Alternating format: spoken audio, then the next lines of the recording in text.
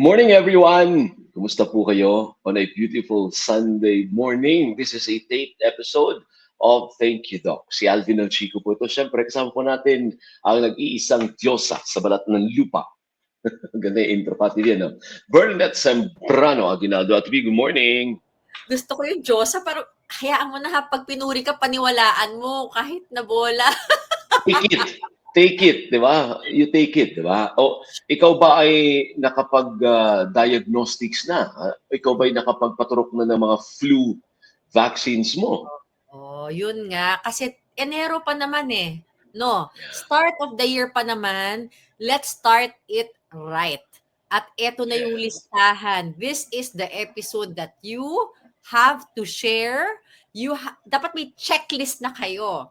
Kasi Sayang nga yan, hindi namin ni-live. Ano? Sayang na timing sa taped episode. But i-try namin na matanong ang mga commonly asked questions. Ano? Sayang, hindi na live. Maybe live natin one of these days itong ganitong klaseng episode. Ano? Tama. At eto nga ang ating checklist. Ano yung mga kailangan nating gawing test para ma-prevent natin? Alam natin kung kumusta talaga yung lagay ng kalusugan natin mula sa bumbunan hanggang sa talampakan. Yun. Ikaw ba you do that, Ate B? Oo. You make it a point na every year, kasi kami wala kaming kawala, lalo na po yung mga workers, ano po, yung mga regular employees, wala kayong kawala. Meron talagang annual physical exam. Pero sa inyo, Ate B, talaga you make it a point every year na meron kang diagnostics. Oo. At yun nga, merong basic. Pero meron palang mas marami pa, depende pa sa edad na dapat ginagawa natin. Siyempre, kumpanya ang mga pinagtatrabahuan natin, hindi naman lahat sagot nila, di ba? Pero may PhilHealth. Sige. Tignan natin ano yung pwedeng sagutin ng PhilHealth. At kapiling po natin ngayong umaga, Dr. Lalaine Makatangay mula po sa High Precision. Hindi ho ito paid segment ha, kawang gawa na. Hello po. Hi, Doc Lalaine. Hello. Good morning, Sir Alvin. Good morning, Ma'am. Doc. Na-miss mo ba ako, Doc? Oo, 1 year ka absent. 1 year ka hindi nagpakita. 1 year ako hindi na... Alam mo lang, last namin kita ni Doc, nagpapanik si Doc kasi may dugo yung stool ko. Kaya doon ako di ba Doc, 2 years ago doon ako nagpa-colonoscopy and endoscopy. Si Doc ang kinakabahan natin, B. Last year. 2 years ago. Ako kinakabahan. 2 years ago. Oo, yes. 2 years ago. Pero thankfully, wala naman pong problem. Sabi ni Doc Porciun ko benign ang mga polyps ko. But can you imagine kung hindi po ako nagpa-test? Hindi natin na-discover na may mga polyps pala doon. And you need to do it again after 5 years. That is just an example na kailangan po ninyong magkaroon ng mga diagnostics. Pero Doc, siguro yung unang tanong is, bakit ba kailangan malaman ko? Kasi yung iba naman, ang kanilang prinsipyo sa buhay, ayokong malaman. Nakakatakot malaman. Oo. Ano ba importansya? Bakit kailangan mong malaman? Kailangan mong malaman para magamot agad pag may problem. Like say for example, yun nga, yung sa colon polyp, it may lead to colon cancer. So everything or anything that is detected early, treated early, edi mas maganda yung magiging recovery, magiging outcome. Kasi ang daming diseases na can be detected early, can be treated early. So recovery is good, outcome is good. Well, we have a lot of patients din naman na they know na may sakit na pero they chose not to be treated because natatakot ako, baka lalo akong lumala pagka natusukan ako ng kung ano-ano. May mga patients na gano'n. Kaya kailangan talaga in-explain sa kanila yung importansya ng magpa-check up ka, pag nakita, gamutin agad. Actually, pati yung mga sakit na nakikita natin, high cholesterol, mataas ang sugar, lahat yun may remedyo pala di ba? Hindi ka naman may diabetic agad, hindi ka naman hypertensive agad, hindi ka naman, ano pa yung mga ibang mga sakit na yan, hindi ka naman magkaka-stroke agad. Kidney disease. Oo, yes. No? Alam mo lahat yan, Yes. Lahat yan, galing yan, karamihan sa pagkain ng mali, no? Sumusobra ng pagkain ng malangis, whatever. So, lahat yan, pwede mong i-detect. Kunyari, sa simpleng blood test, mama, kukunan ka lang ng dugo, tapos malalaman mo na, diabetic ba ako? Mataas ba ang cholesterol triglycerides ko? Kasi pag mataas ang cholesterol triglycerides ko, baka magbara yan sa mga daluyan ng dugo. Pag diabetic ako, magkakaroon niya ng complication sa kidneys. Pag mataas ang uric acid ko, pwede ako magka-gout. Pag meron akong elevated liver enzymes, I don't know if you're familiar with yung mga SGPT, SGOT. So that is a signal that something is wrong with your liver and you need to do further tests. Kasi from the basic test, it will lead you to what to do next or what test to be done or what Yan yan ang specialization Ate B ni Doc Lalaine. Aalagaan siya ang mag-worry for it. Kumbaga siya ang taga-interpret ng resulta ng mga test mo. Yan ang trabaho niya. But at the onset, I also would like to emphasize, tama si Ate B, hindi po ito paid segment ng high precision. Although I did my test sa high precision, I don't really care where you get your test.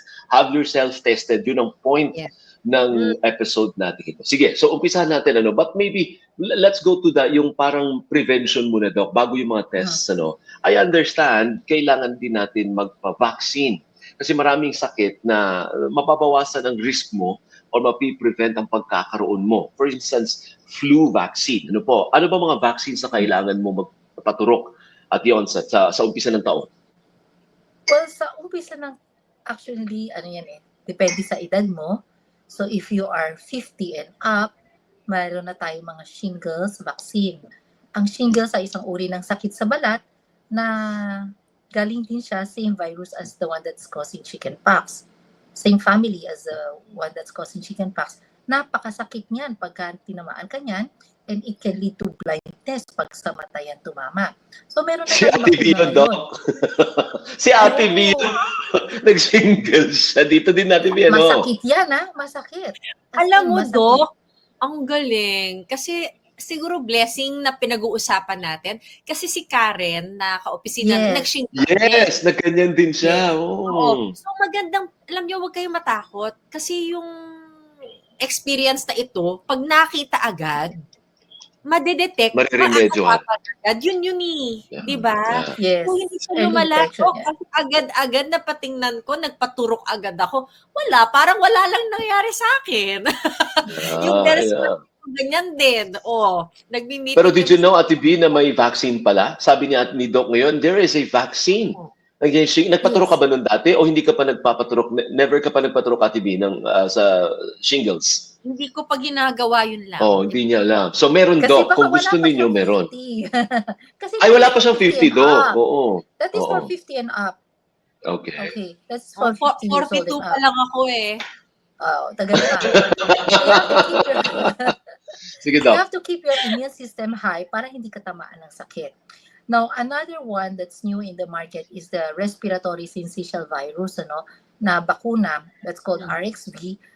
Isang shot lang siya, pero it's given to 60 years old and up.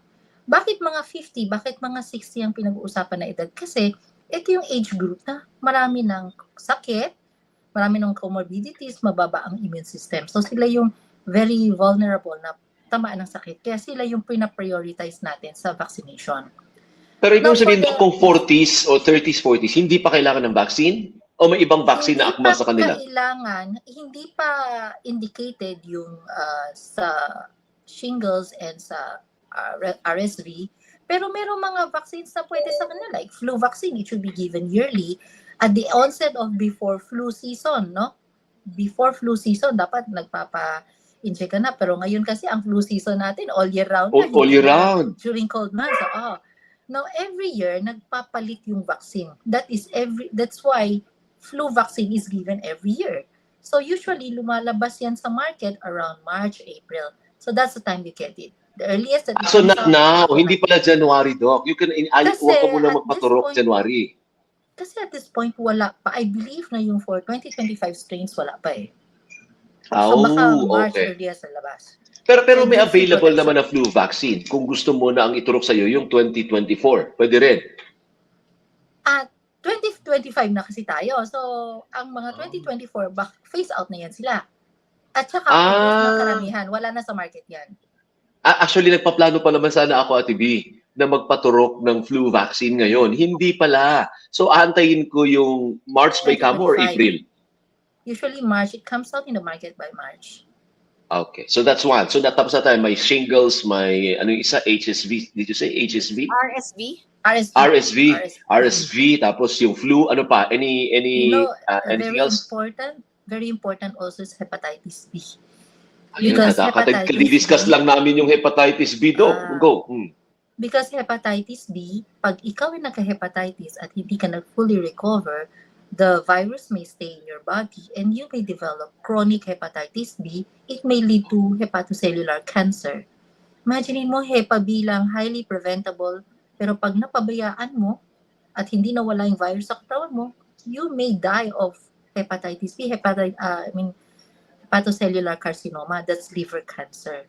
Ilang edad? Anong edad ang Hepa B? Binibigay. At Vaccine. birth, binibigay yan. At birth, binibigay so yan. kahit sa adult Yes. sa amin pwede. Kami ni Ate B, pwede kami dyan. Yes, oo. Pa rin pala. Pero every year din yan, Doc? O once in your life lang yan? No, ang hepatitis B, pag pinanganak ka, bibigyan ka ng isa, 016, 3 doses yan. And then, syempre, bakuna yan, pwedeng maubos yan, so kailangan mo mag-booster. Doc, Kasi hindi ko naman alam kung naturukan ako. Mandatory ba yun? Yes. Nung yes, bata yes. ko? Yes, I think nung bata ka, meron na yan. So mandatory pala yon. So kahit nalimutan ko na, syempre hindi ko na maalala yung bata pa ako noon eh. Chances are, meron ka na noon. All you need Meron is just ka a na. booster. Correct. Oh, But before you have okay. the booster, of course, you need to do some blood tests. So may blood test pa pala. Akala ko antimano Yes. para siyang flu vaccine. Hindi. The reason why we require the test is because merong mga taong nagkaroon ng Hepa B, hindi nila alam, nag-recover sila. They're very good. Paano kung nag-stay yung virus sa katawan mo? So, you don't need the Hepa B vaccine. What you need is to be treated because you have the virus. Wait, sorry, pabatin. Akala ko hindi natitreat yung Hepa B. Akala ko once you have it, you will have it forever. Hindi ba ganun? No, marami na tayong mga magagandang gamot para sa Hepa B ngayon.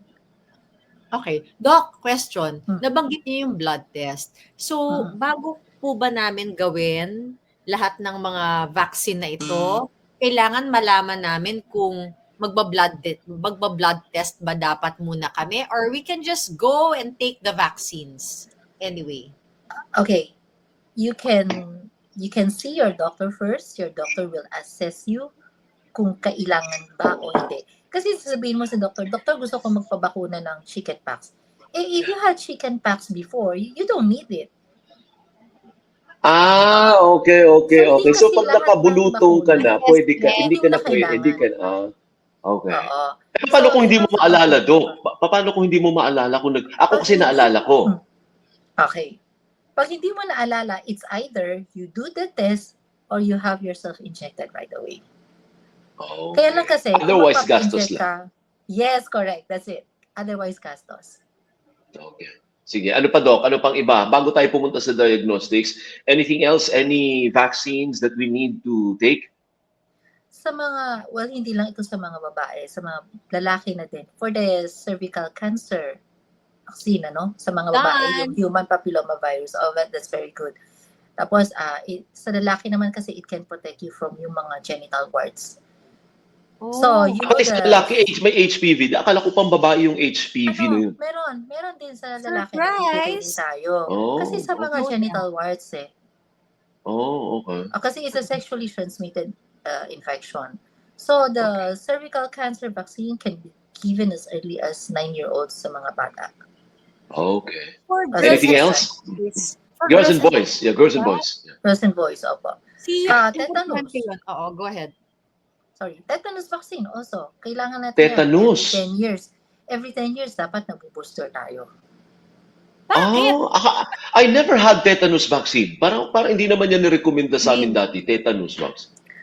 Actually, meron yan. Siguro yung, alam mo yung bata kayo yung mga tetanus, diphtheria, pertussis. Yung isang... DPT. Oo.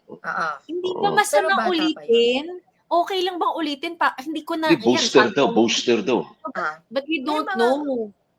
May mga bakuna na pwedeng ulitin. Or kailangan talagang ulitin, like the flu vaccine. The flu vaccine, every year. Yeah. Yes, oo. Pero like yung mga chickenpox, kung you had it before, you don't need it.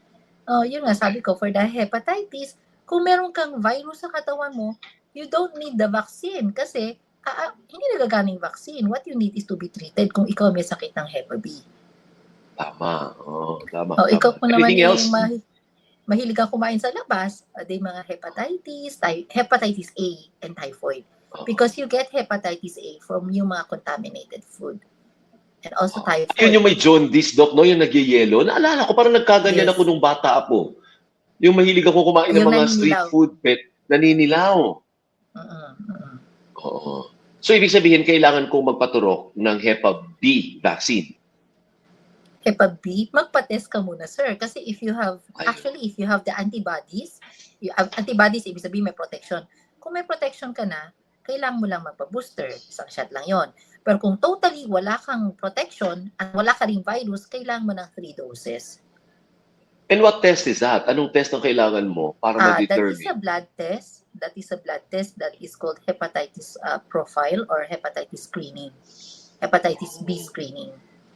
Oh, okay. Anything else na vaccine before we go to the diagnostics? Sa ngayon kasi, maraming may alagang pet sa bahay. Aso, lalo na, di ba? Oh, So, yes. yung iba, nagpapa-pre-exposure prophylaxis sila ng anti-rabies. Talaga? Pwede yun? Kahit hindi pa Meron, kinagat? Oh. Opo, At ibig pwede tayong naman dalawa, po. may ano tayo, may aso tayo. Kahit na, but then again, Doc, hindi naman kami vet, no? Pero updated naman yung mga alaga namin sa sa vaccine. So, kailangan. Ay, nasa dito, pinanggit mo yung pet. Yung Ate Lisa, good. So, kailangan pa rin ba kahit updated naman yung mga alaga namin sa vaccine? Opo. Kailangan yung mga pets ninyo updated at kayo din, ideally, nagpapa-pre-exposure prophylaxis.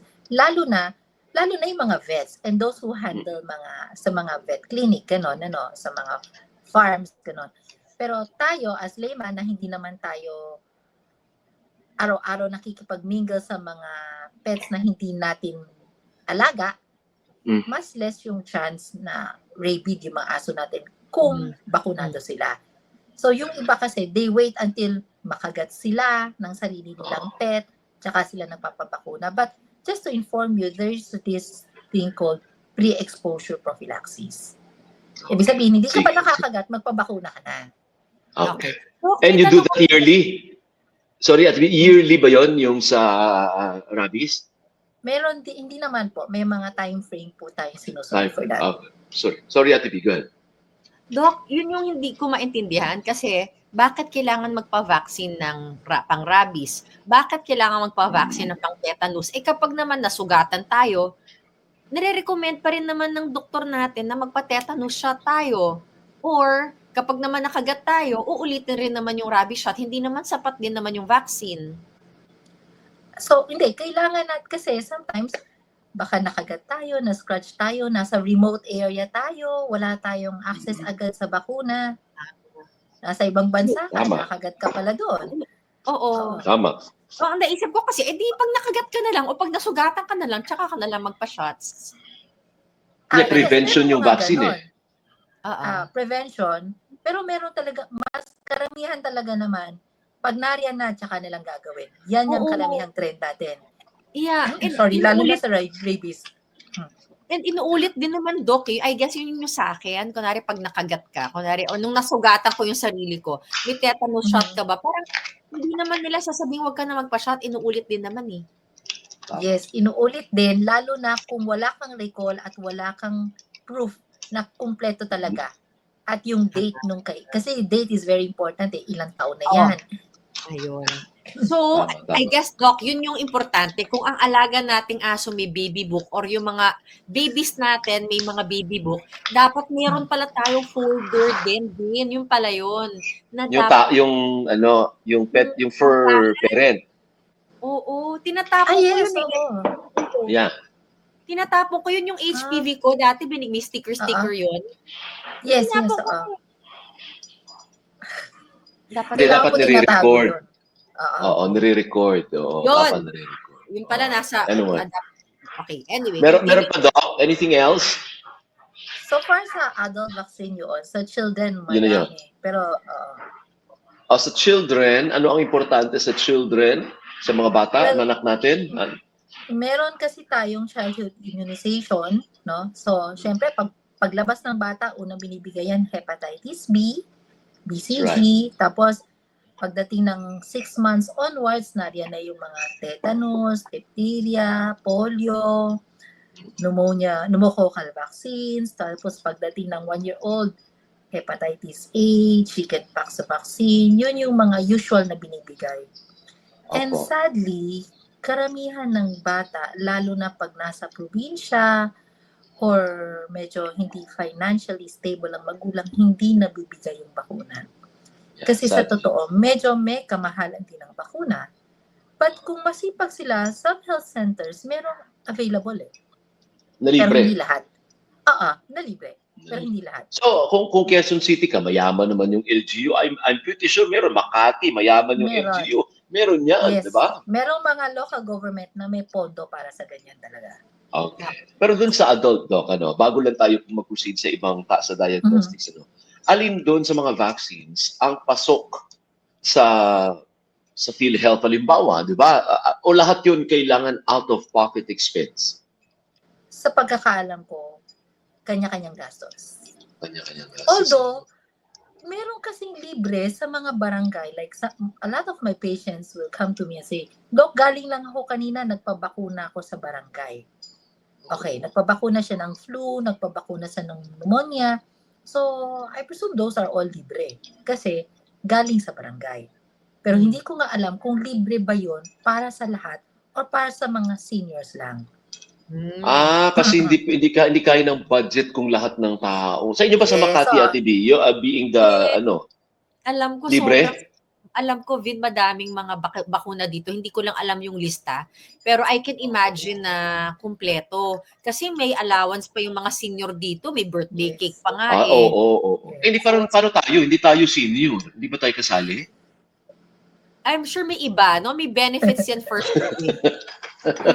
At ang masasabi ko na lang, sana all, di ba? Alam mo yun. Oo. Sana lahat tayo. Kailangan natin ng vaccine. Talaga. Sige, anyway. Meron ka pang vaccine question? Sige, go, Timmy. Okay na ba yun, yung mga vaccine na kailangan natin, Doc? Nabanggit nyo na po ba lahat? At whatever age? Peds na, during teens, ano pa ba? Usually during teens talaga yung HPV. HPV. Yes. HPV. Agree. Okay. Yung sa ano naman, yung sa mga pang baby, ano naman parang routine Matic na yan. Matic na. Routine. Matic na. Routine vaccines yan. Basta pinanganak siya sa hospital. Oh, sige. Okay. Sige, before we go sa... kailangan isama natin. Yung pneumonia, para sa senior ata yun, hindi yan para sa atin, Doc? Pneumonia? Marami rin kumukuha. Kasi, yes, it is para sa mga seniors, ganon. Pero marami rin at this age group na kumukuha, lalo na kung high risk sila. High risk, kunyari, meron silang COPD, meron silang asthma, meron silang ibang comorbidities like heart problem, diabetes, pero wala pa silang 50 years old, ina-advise din silang magpabakuna na. So pwede rin pala. No? Kasi Yun yung malapot, di ba? Yun yung malapot na masakit? Masakit. Mahal. Oo. Narinig ko yan pa sa mga matatanda. Malapot daw kasi, kaya medyo masakit. You did not mention COVID vaccines, no? Wala na bang nagpapa-COVID vaccine ngayon? Wala nang nagpapa-COVID. Although, sa ibang bansa, ina-advise pa rin nilang magpa-COVID vaccine. Sa ibang bansa. Paano tayo? Nagpa-COVID vaccine na tayo, pero wala na tayong booster. When was the last time we did that? 2022? 2022? Probably 2022 was the last. Pero ngayon kasi parang hindi na masyadong yung campaign nila against COVID. So ano yan? Okay lang ba yun? O wala na rin available? Sa totoo lang, wala nang available COVID vaccine in the Philippines? Ang alam ko, sa pagkaalam ko, wala na rin. Wala na rin, Wala, hindi din sila I might be wrong, pero alam ko wala Kasi feeling ko, Dok, wala nga. Avail. Hindi, walang Dok, kasi yun, emergency use eh. Walang nag-apply for a commercial use. Walang ganun. At so saka you need to go somewhere else. Nung kinalaunan, nung around 2022, 2023, halos wala na rin nagpapabakuna. Ang Oo, dami na ng natapon expired at lang. nasayang. Yes, correct. Tama. Oo. Totoo yun, Sayang, natapon. sayang. Oo. Anyway, Dok, sige Doc, punta tayo. Ay sige, may tanong ka pa vaccine. bago tayo mag-diagnostic, wala bang na-over sa vaccine?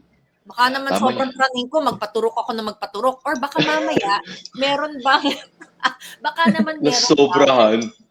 bawal din turukan ng certain kinds of vaccine. Pwede rin ba yun? Yes, merong mga bawal. Like pag buntis ka, bawal kang magpa-MMR vaccine kasi it may cause harmful effect to the baby sa dinadala mo.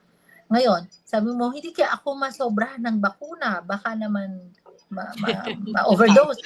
That is the reason why we always ask our patients to consult muna, to tell the public to consult with your doctor para malaman mo, kailangan ko pa ba to? Kailan ko ba kailangan to? Kasi may schedule yan. Hindi yan basta-basta binibigay. May proper timing po yan para din mag-work ang mga bakuna sa katawan nyo. Hindi porket, ay, nagmamadali ako, mag-abroad ako, gusto ko 3 shots, sunod-sunod 3 buwan. Hindi po pwede yun. Kasi meron tayong timing na sinasabi.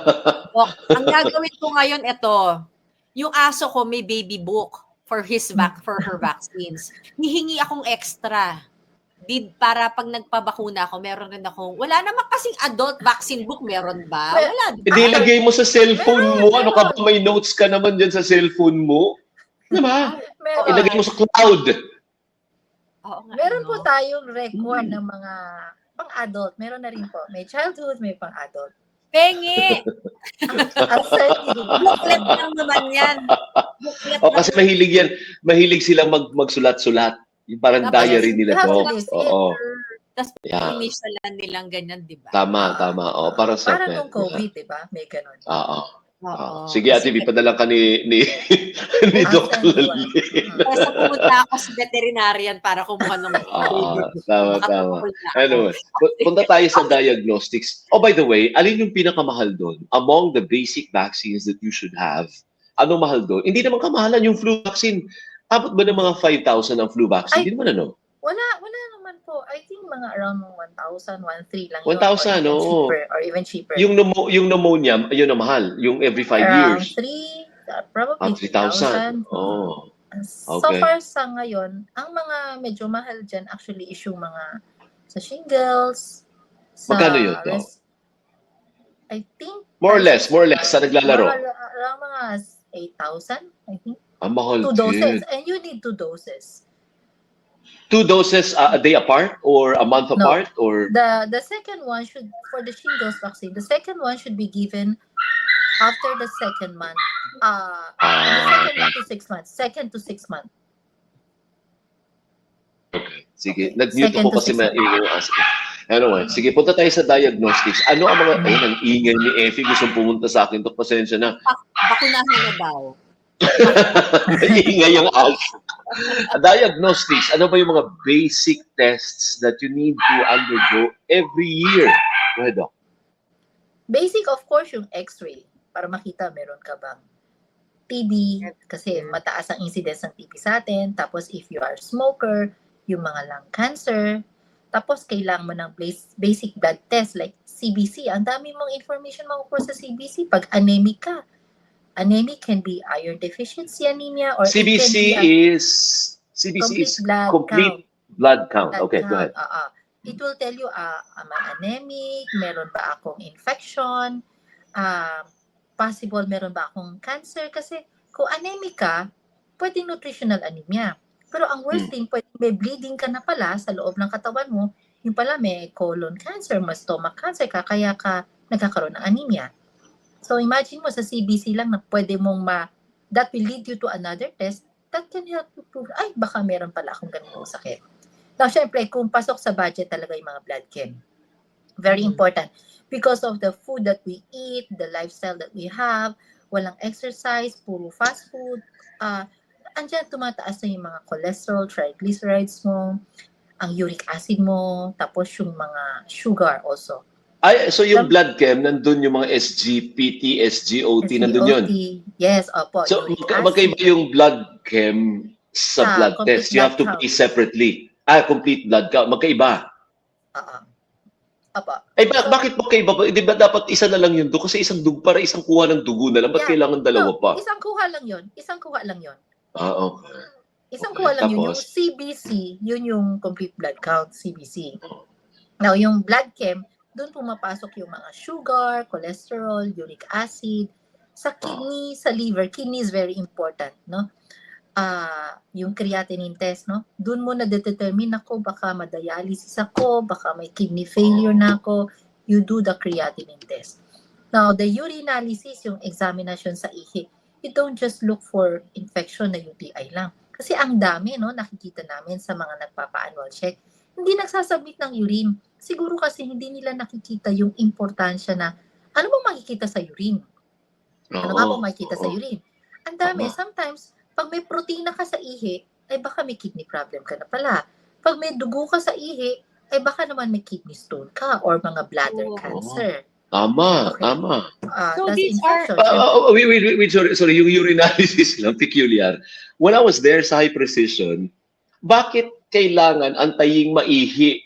May ganun ako, Ate B, din sa kanila na, sabi ko, hindi pa ako naiihi eh. Newa, kailangan maihi. Yung malapit ka ng umihi, may test na ginawa sa akin, na parang ultrasound. kailangan antay. Bakit ganun? Ba't kailangan antaying maihi ako?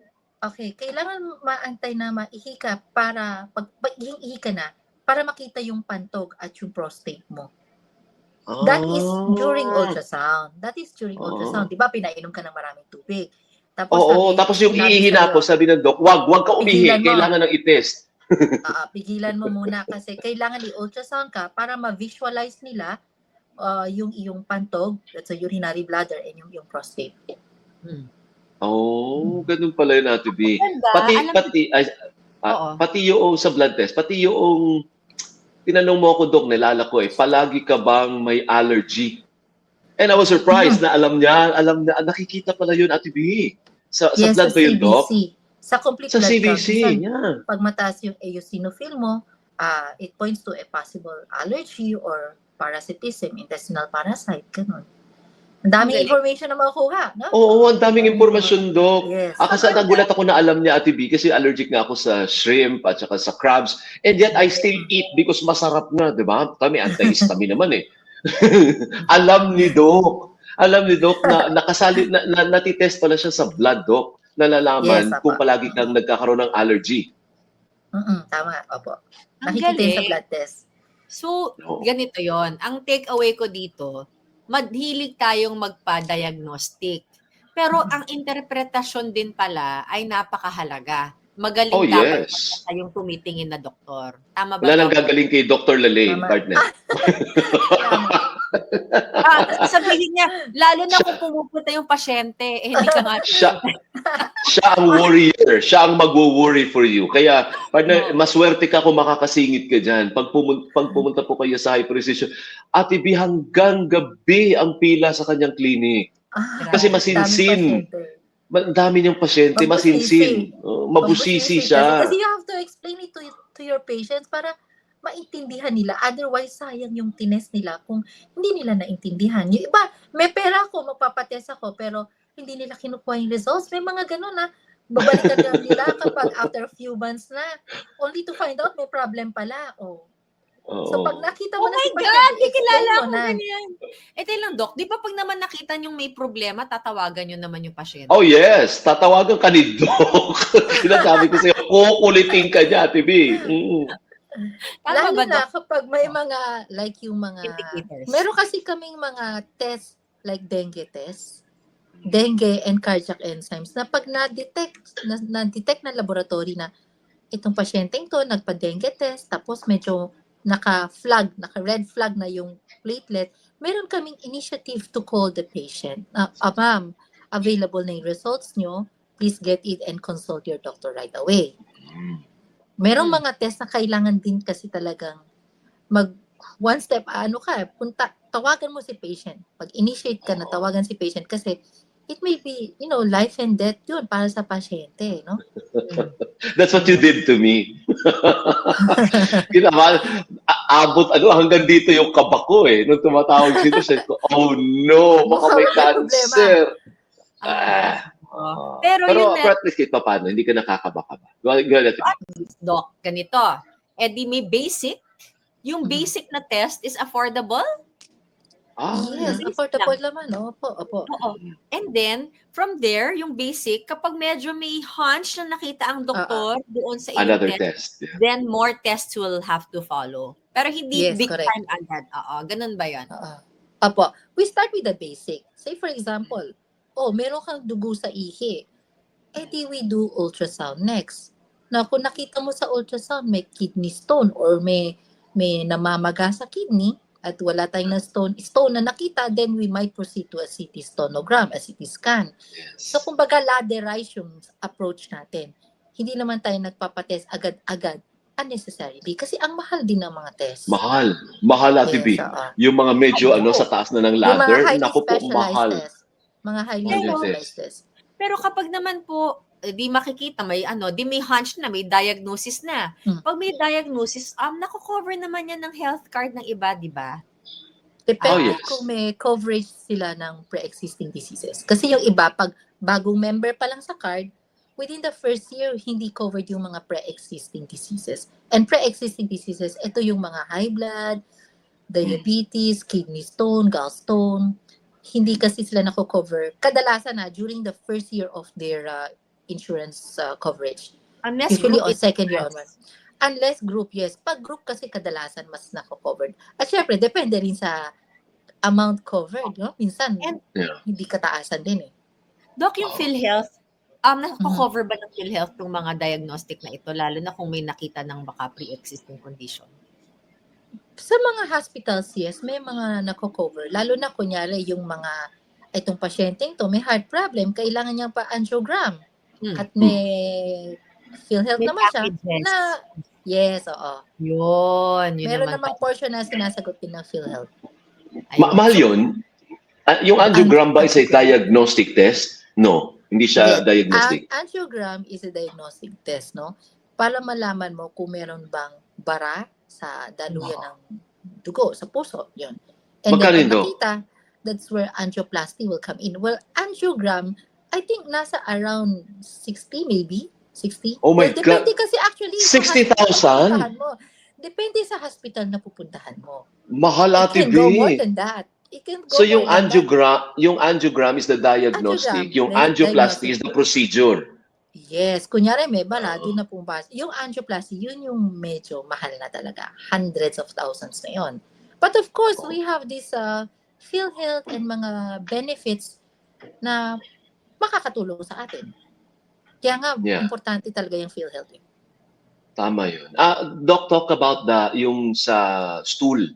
Di ba naalala po ninyo, pag meron tayo sa company natin, para nakaka-iwi kasi you have to get a portion of the...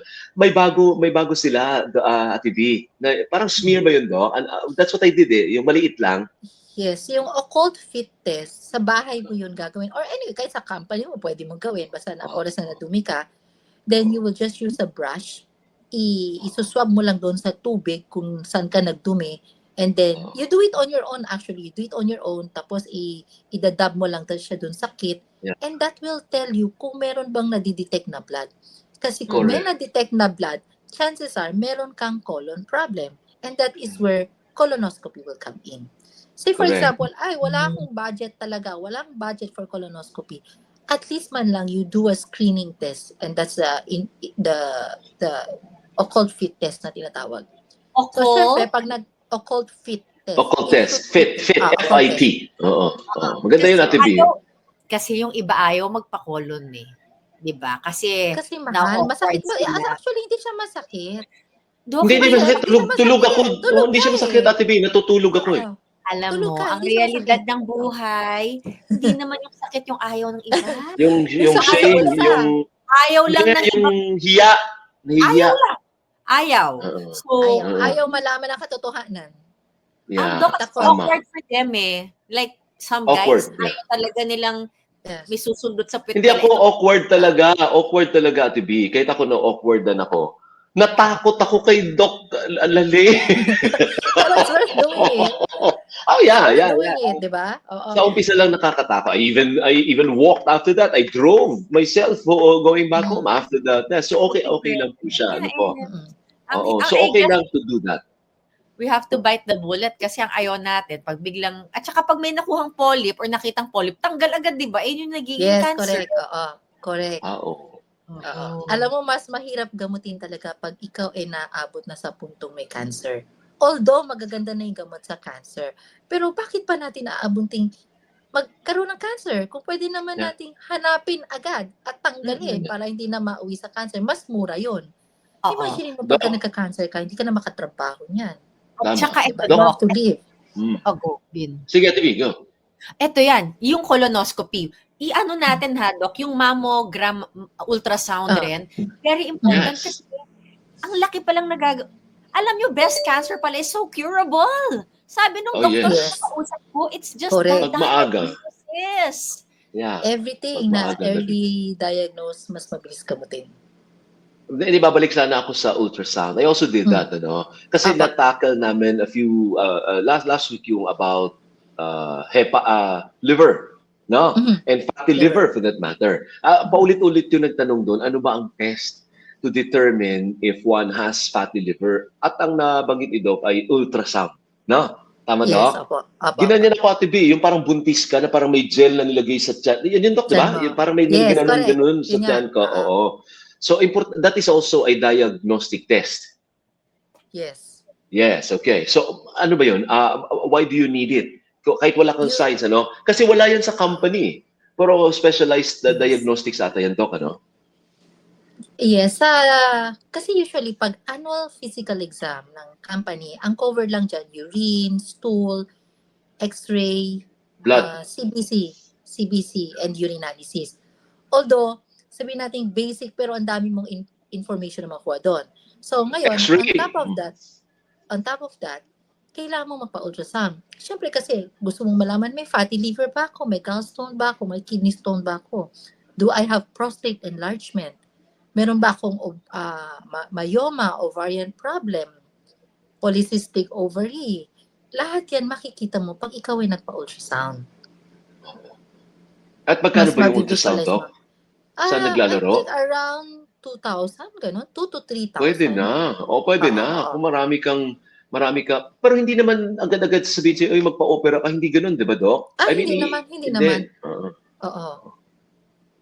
Isasabihin muna sa'yo kung... diet lang. Oo, diet lang. Kung kaya ng diet lang. Or kung kayang... Exercise talaga. Exercise. Disiplina. Oo. Opo. So yan malalaman ba kagad kung may cancer ka sa liver? Hindi rin, di ba? Hindi rin. Kasi what Oo. the ultrasound will tell you is may bukol. Kung meron. So sabi niya, may bukol. So from that bukol, magpapa-MRI ka ngayon or CT scan. Kung na-confirm na may bukol, that is where the biopsy will come in. And pag na-biopsy, nakuna ng kapirasong laman, doon mo lang mako-confirm ano ba yung laman ng bukol. Is it cancerous or not? Hindi naman kasi lahat ng bukol ay cancer. Oh, at saka hindi rin diretso sa biopsy. Hindi po. Hindi rin po. Meron pa tayong mga test na kailangan gawin. Sabi ko nga, laderize para makita mo step by step talaga bang kailangan gawin. So, Pero yung biopsy is invasive, ano? May hiwa Is yung biopsy, invasive. ano? Pero diagnostic Kadalasan din ba yun? tinutusok. Is that a diagnostic Yes. test? Yes, Okay. diagnostic din yon. Oo. Ginagawa din yan sa inyo? Do you do that, yung biopsy? Merong Or it should be in the po. hospital? Merong sa hospital ginagawa. Meron din yung iba sa amin ginagawa. Ultrasound guided biopsy. Ibig sabihin, Okay. habang ino-ultrasound ka, kung saan nakita yung bukol, doon tutusukin ng doktor. At tusok lang ba yun doon? Hindi yun hiwa? Biopsy kadalasan is mga needle aspiration lang. Kadalasan is needle aspiration. Okay. Pero pag pero sa mas mahal breast, yun. Mas mahal. mas costly Mas na mahal. siya. Okay. Sige, TV. Ultrasound. Ayan, nabanggit natin yung ultrasound, whole abdomen ultrasound. Yeah. Importante to, pero sabi mo nga laderized, no? Saan naman ginagawa yung different kinds of ultrasound, CT scan, ano pa bang mga PET scan? Isa-isahin mo na nga, Doc. Mahal din yan. Go. Mahal din. Buti laderized.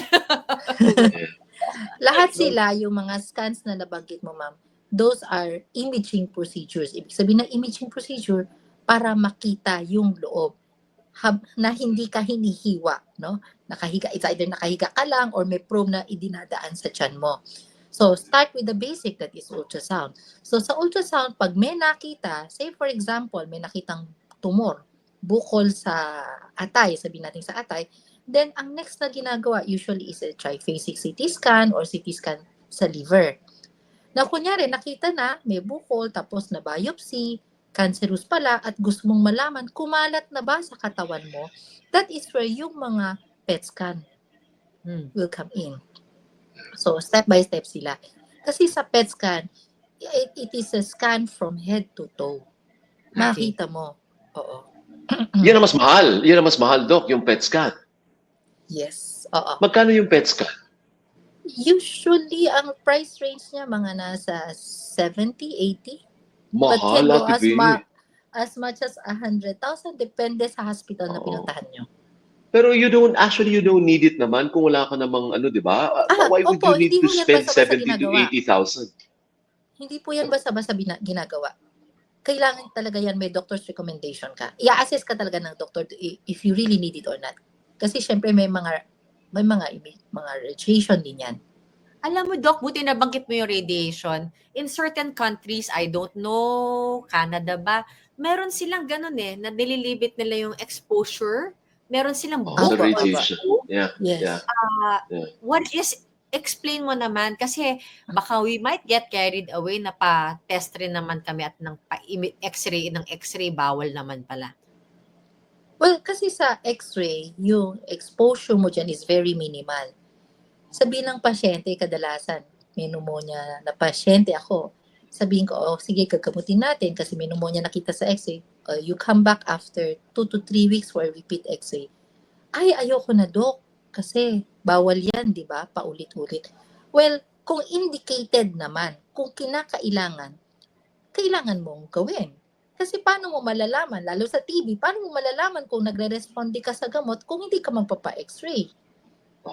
Pero hindi naman po pwede yung, wala lang, gusto ko lang mag-x-ray ngayon, next month, x-ray ulit. Hindi po pwede yun kasi repeated x-ray pwedeng mag-cause ng harmful effects sa katawan. So you need to weigh yung pros and cons. Dapat kasi magpa-x-ray. Kasi may sakit.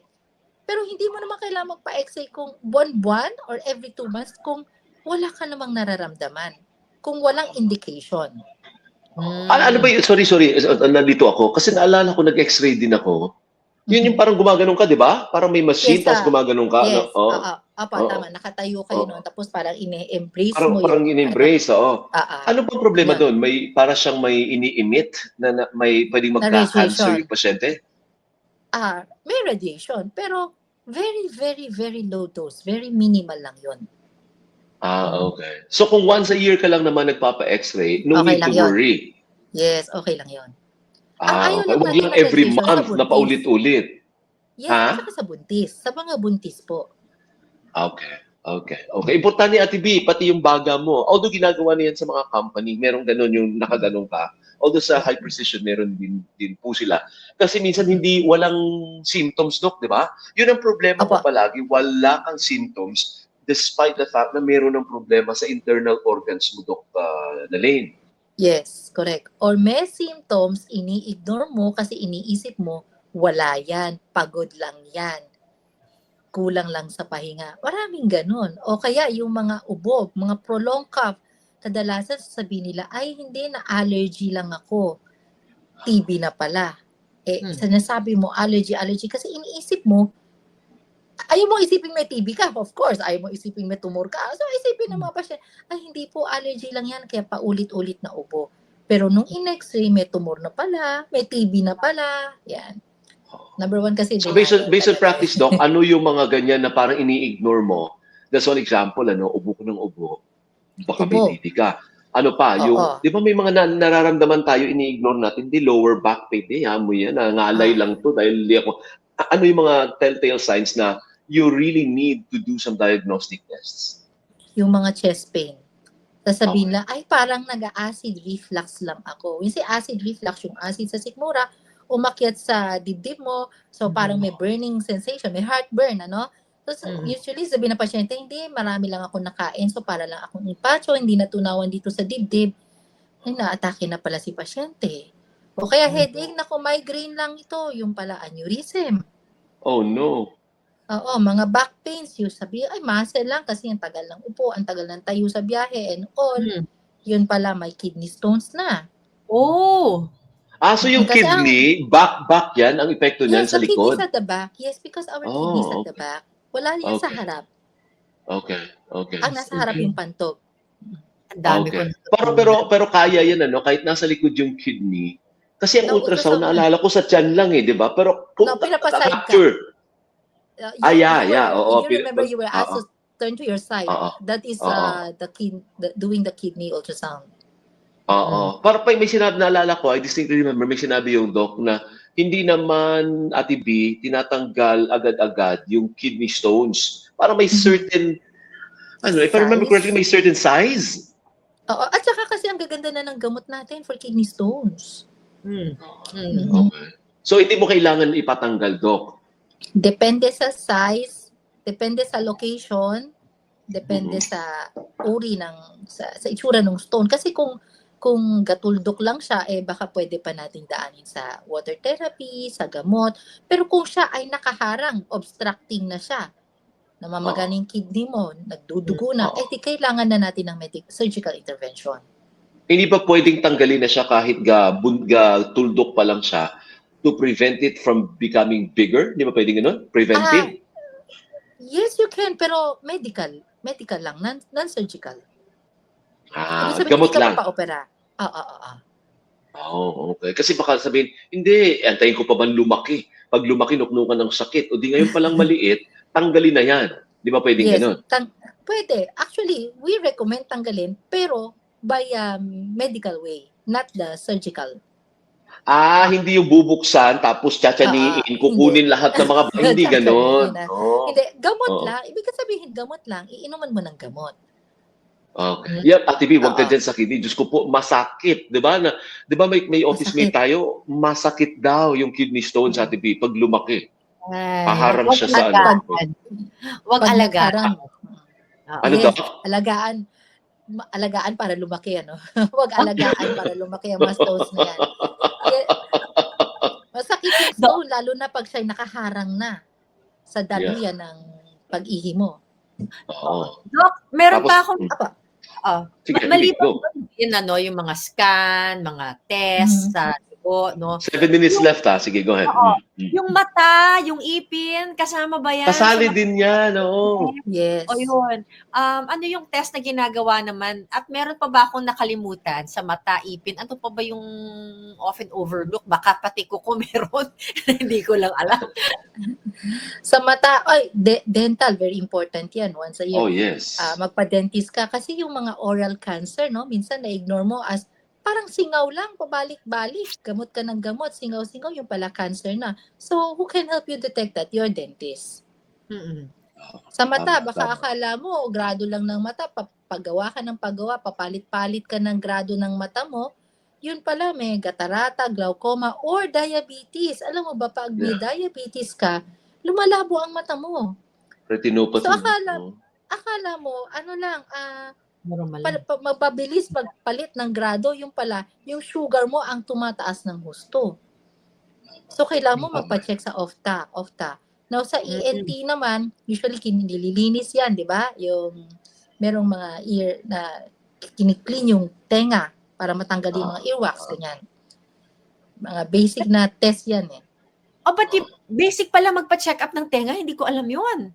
At least para lang matanggal yung mga dumi. Earwax. Di ba nasabi yan ni Doc Gutierrez? Nalala mo, nag-ENT tayo, si Doc Gutierrez.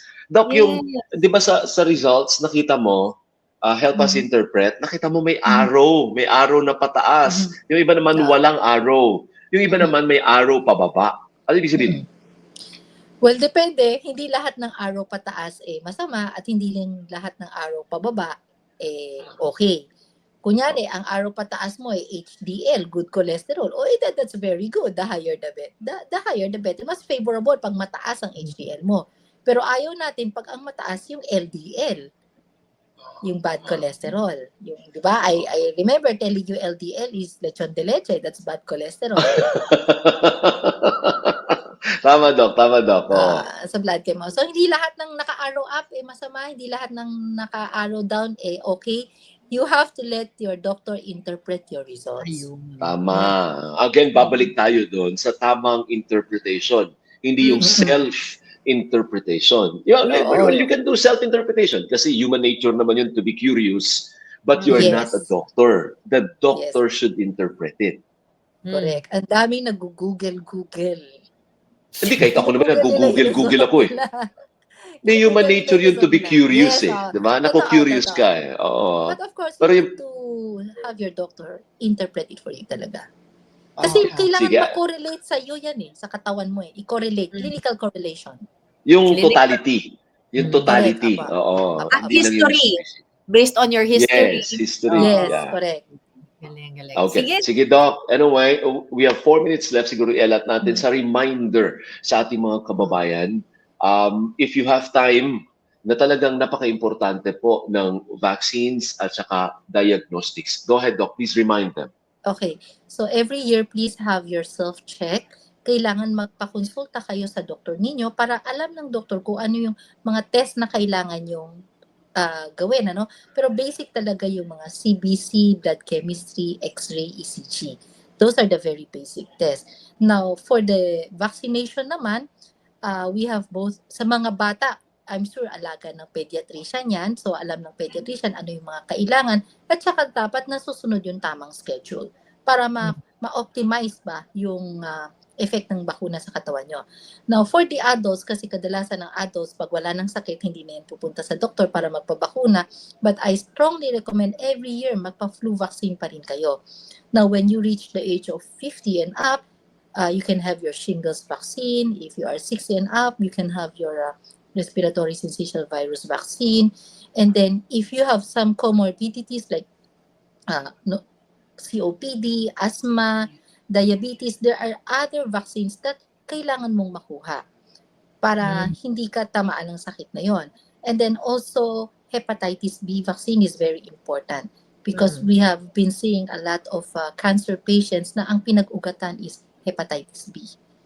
Okay. Pneumonia vaccine is also very important. So please see your doctor para malaman ano ba ang kailangan yung bakuna at anong kailangan yung test.